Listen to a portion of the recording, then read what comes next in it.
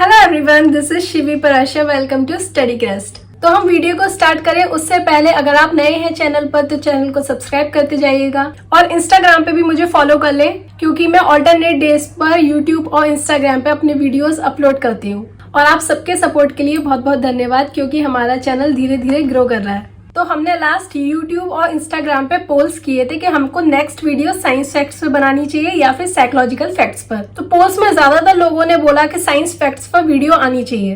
तो आज की वीडियो का टॉपिक है हमारे रोंगटे क्यों खड़े होते हैं। तो इसको जानने के लिए जहाँ से मानव की शुरुआत हुई है पहले वहां जाना पड़ेगा। अगर हम पुराने मानव की बात करें जो पत्थर से आग जलाते थे और उनके शरीर पर काफी बाल होते थे जिससे कि ठंड से वो अपनी रक्षा कर सके, लेकिन जैसे जैसे मानव विकास आगे बढ़ता गया वैसे वैसे चीजें थोड़ी थोड़ी बदलती गई। यानी कि टेक्नोलॉजी जो कि बहुत अच्छा माध्यम है इस सबको समझने के लिए, यानी कि टेक्नोलॉजी आती गई, लाइट धीरे धीरे हमारे पास तक आती गई और हमारे शरीर के बाल धीरे धीरे कम होते गए। यानी कि बंदर धीरे धीरे इंसानों में बदलते गए। जैसा कि पहले दिमाग बड़े होते थे और वही दिमाग धीरे धीरे छोटे होने लगे। आपने देखा होगा ऐसे जानवर जो कि ठंडे प्रदेश में रहते हैं उनके शरीर पर काफी बाल होते हैं जिससे कि वो ठंड से अपनी रक्षा कर सके। यही चीज हमारे पूर्वजों में थी और धीरे धीरे यही चीज हम में विलुप्त होती गई। यानी कि जब उनको ठंड लगती थी तो उनके शरीर के बाल खड़े हो जाते थे जिससे कि शरीर के नीचे लेयर बन जाए एक मसल की और जितनी भी ठंड आ रही है वो उन बालों से कट जाए। लेकिन जैसे जैसे मानव जीवन आगे बढ़ा वैसे वैसे हमारे बाल कम होने लगे, लेकिन अभी भी बाल उसी तरीके से खड़े हो जाते हैं ताकि जितनी भी हवा ऊपर ऊपर की आए वो उन बालों से कट जाए। इसके अलावा इसके पीछे हमारे हार्मोन्स का भी काफी हाथ होता है जिसको हम कहते हैं एड्रीनलिन हार्मोन। हम इसको फाइट एंड फ्लाइट हार्मोन भी कहते हैं। इसका मतलब ये होता है जब हमें डर लगता है तो भी हमारे रोंगटे खड़े हो जाते हैं। यानी कि ये हार्मोन हमारे दिमाग में जाकर के हमें सिग्नलाइज करता है कि इस टाइम पे हमको डर लग रहा है और उस डर की वजह से हमारे रोंगटे खड़े हो जाते हैं। उस रोंगटे खड़े होने की वजह से शरीर में झुंझुनाहट होती है और कहीं से हमको एक शक्ति मिलती है कि हम इस स्थिति से बाहर निकल सकते हैं। इसके अलावा जब हम किसी से लड़ रहे होते हैं या फिर हमें बहुत तेज गुस्सा आ रहा होता है, हम कोई ऐसी इमोशनल चीज देख लेते हैं या फिर हम कोई हॉरर मूवी देख लेते हैं तब भी हमारे रोंगटे खड़े हो जाते हैं।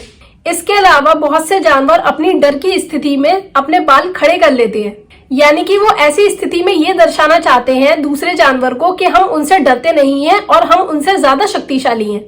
यानी कि अब आप समझ गए होंगे कि सिर्फ ठंड की वजह से ही नहीं काफी दूसरी वजहों से भी हमारे रोंगटे खड़े हो सकते हैं और इसके पीछे विज्ञान का काफी बड़ा हाथ है।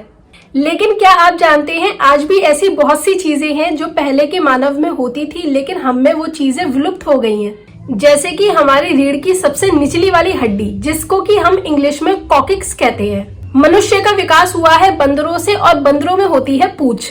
रीढ़ की सबसे निचली हड्डी जिसकी हम बात कर रहे हैं वो ही उस पूंछ का निर्माण करती है। लेकिन जब बंदरों से मनुष्य का विकास हुआ और मनुष्य में पूंछ नहीं पाई गई तो वो हड्डी धीरे धीरे विलुप्त हो गई। लेकिन जब हम गर्भावस्था में होते हैं तब भी वो हड्डी हमारे अंदर होती है, लेकिन एक टाइम के बाद वो हड्डी धीरे धीरे विलुप्त होती जाती है। इसके अलावा दूसरा उदाहरण ले लीजिए, आपने अपने हाथ की हड्डी में ऐसा कुछ अनुभव किया होगा। इस तरीके की हड्डी होती है, ये आपको दिख रही है, इस तरीके की एक हड्डी होती है ये, जो कि बहुत से लोगों में देखी जाती है और बहुत से लोगों में ये हड्डी विलुप्त होती है। हमारे पूर्वज जो कि बंदर थे उनके हाथ पैर बड़े होते थे जिससे कि वो जमीन पर हाथ रख के चल सके क्योंकि वो सीधे अपने पैरों से नहीं चल सकते थे, इसलिए उनकी हाथ की ये हड्डी बड़ी होती थी जिससे कि उनके पंजे बड़े होते थे।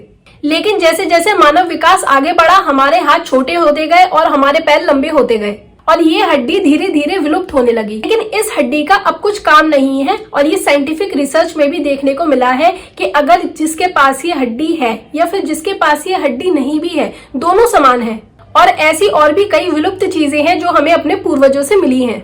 अब इसके बारे में आप सोचिए कि वो कौन कौन सी चीजें हैं। मैं मिलूंगी आपको नेक्स्ट वीडियो में, तब तक के लिए मुझे दीजिए इजाजत।